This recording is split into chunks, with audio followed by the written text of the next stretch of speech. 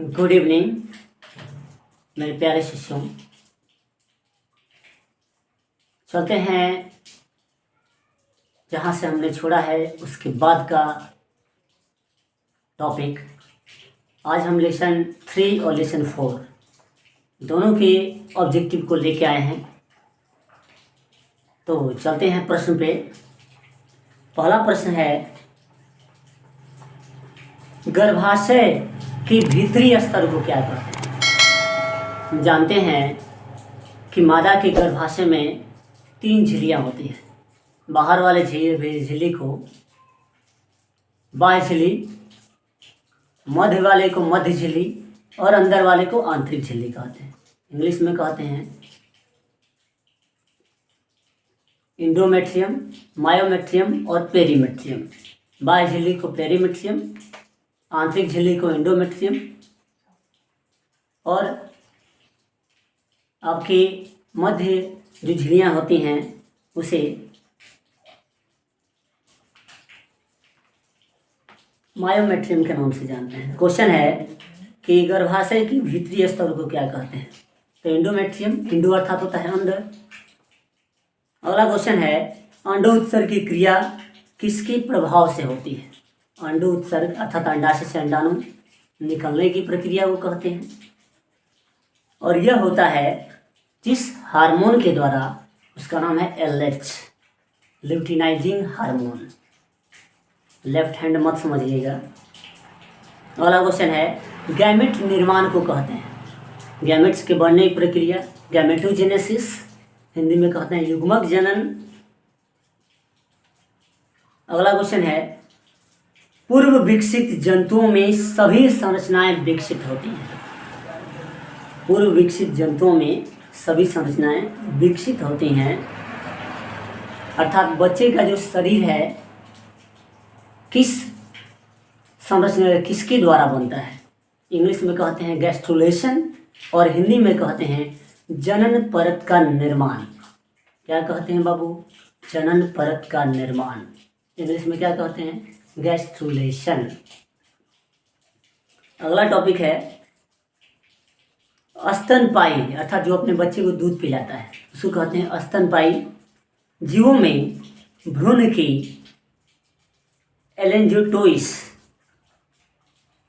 किसमें सहायता करती है। एलेंजियोटोइस का मतलब होता है आहार प्रदान करना। आहार के द्वारा बच्चे को क्या मिलता है? पोषण प्राप्त होता है। तो आंसर है श्वसन। श्वसन तो हो नहीं सकता है, उत्सर्जन नहीं हो सकता है, सुरक्षा नहीं, पोषण होगा, डी ऑप्शन होगा। अगला क्वेश्चन, ग्राफियन पुटिका पाई जाती है। ग्राफियन पुटिका पाई जाती है। ऑप्शन है स्तनियों के वृषण में। ये तो ग्राफियन का नाम आया तो समझिए मादा के अंदर बातें हो रही है। दूसरा मेढक के अंडाशय में, तीसरा तिलचट्टा के अंडाशय में, चौथा है स्तनियों की अंडाशय में। यही होगा आंसर इसका। जनन अंग विकसित होते हैं। भ्रूणीय जनन अंग जो विकसित होते हैं। ऑप्शन है एक्टोडर्म के द्वारा। एक्टोडर्म द्वारा शरीर का बाहरी अंग बनता है। एंडोडर्म के द्वारा शरीर का आंतरिक अंग बनता है। मीसोडर्म के द्वारा शरीर का बीच वाला अंग बनता है। तो बीच वाले अंग में ही पाया जाता है आपका जनन अंग, अर्थात इसका आंसर होगा मीसोडर्म। भ्रूण के अंतरकोशिकीय समूह में पाए जाने वाले विशेष प्रकार की कोशिकाएं क्या कहलाती हैं। उस कोशिका को कहते हैं बाबू स्टेम कोशिका। ऑप्शन पहला है स्टेम कोशिका, दूसरा है एंडोडर्म कोशिका, मीसोडर्म और एक्टोडर्म। आंसर होगा स्टेम कोशिका। अगला क्वेश्चन है, फर्टिलाइजिंग अर्थात जनन की प्रक्रिया करने वाले प्रोटीन पाए जाते हैं। तो जनन की प्रक्रिया में शुक्राणु जाता है अंडाणु के पास। तो जनन की प्रक्रिया शुक्राणु करता है पहले, अर्थात फर्टिलाइजिंग हार्मोन उसके सिर पर पाया जाएगा बाबू, अर्थात आंसर होगा शुक्राणु की सतह पर। क्वेश्चन है, कॉपर्स ल्यूटियम के द्वारा कौन सा हार्मोन निकलता है। तो आंसर है प्रोजेस्टेरोन। लड़कियों में 2 हार्मोन होता है, प्रोजेस्टेरोन और एस्ट्रोजन। तो प्रोजेस्टेरोन निकलता है कॉपर्स ल्यूटियम के द्वारा। अगला क्वेश्चन है, विकास के दरमियान स्पर्मेटोजुआ पोषण प्राप्त करता है। किसके द्वारा पोषण प्राप्त करता है? स्पर्मेटोजुआ कहते हैं शुक्राणु के बन रहे अंगों को कहते हैं, अर्थात बच्चा जब शुक्राणु रहता है तो उसको कहा जाता है। सटोरली कोशिकाओं के द्वारा पोषण होती है। हमने बताया था सटोरली या घटोरली दुगुना। अगला क्वेश्चन है, प्रोस्टेट ग्रंथि उपस्थित होती है। प्रोस्टेट ग्रंथि हमेशा नर में पाई जाती है। ऑप्शन है, वृक्क के ऊपर, वृषण के पास, यूट्रस के नीचे, मूत्र मार्ग के चारों ओर होता है बाबू प्रोस्टेट ग्रंथि नर जनन अंग में। अगला है, भ्रूण की 16 कोशिकीय अवस्था क्या कहलाती है? जब बच्चा बनना प्रारंभ होता है तो 4, 8, 16 कोशिकाएं बनती हैं, उसे मारूला कहते हैं।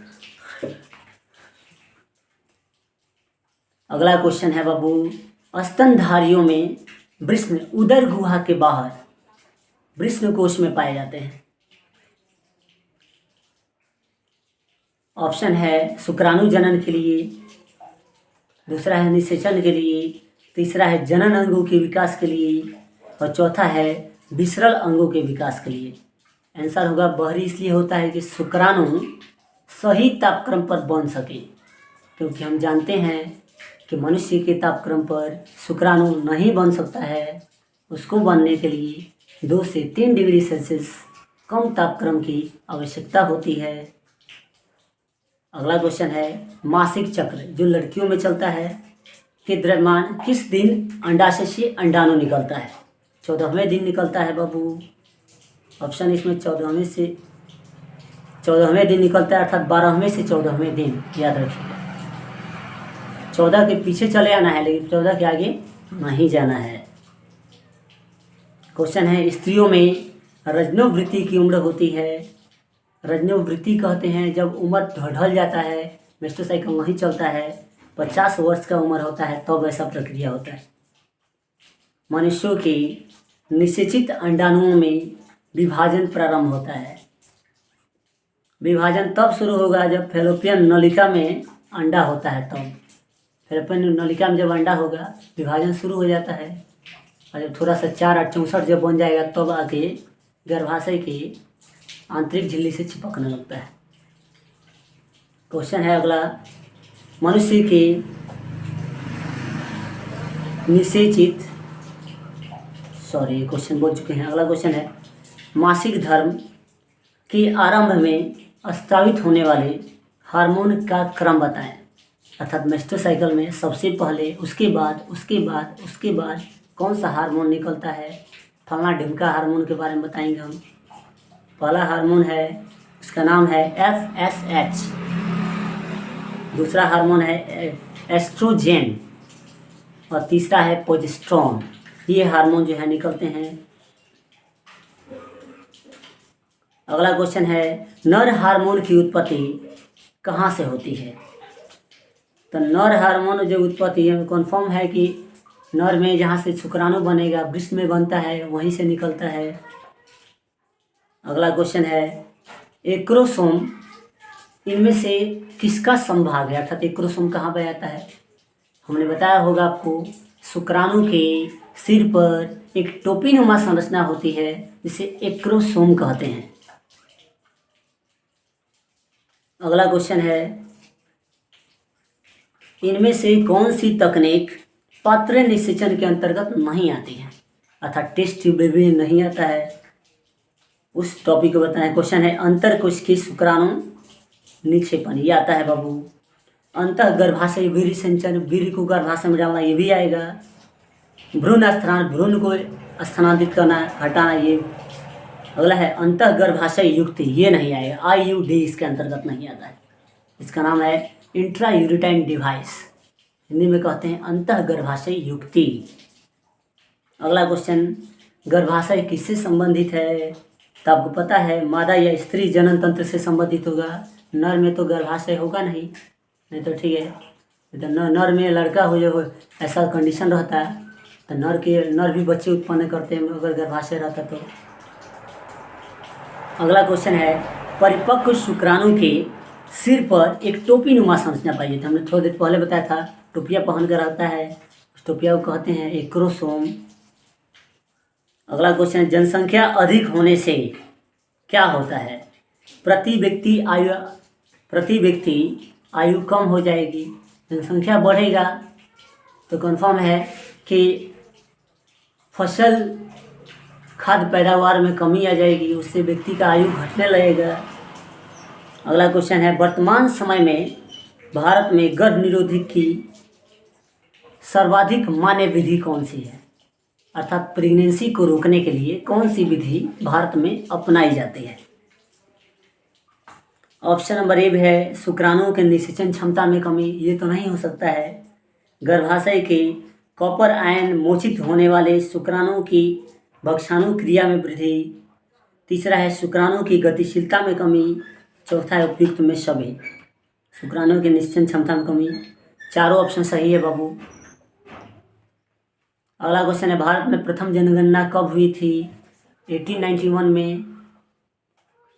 अगला क्वेश्चन है, उच्च मृत्यु दर के कारण जनसंख्या में तीव्र ह्रास होता है, इसे कहते हैं जनसंख्या अवनपन कहते हैं बाबू। अगला क्वेश्चन, एम्यूनोसेंटेसिस एक प्रक्रिया है इसमें क्या होता है? भ्रूण के आनुवांशिक विकारों को ज्ञात किया जाता है या उसके लिंग का परीक्षण किया जाता है। अगला क्वेश्चन, सहेली एक गर्भ निरोधक गोली है जो सप्ताह में एक बार ली जाती है। पुटी का प्रयोग की जाती है रोजाना, साप्ताहिक, तिमाही और मासिक। साप्ताहिक प्रयोग की जाती है बाबू।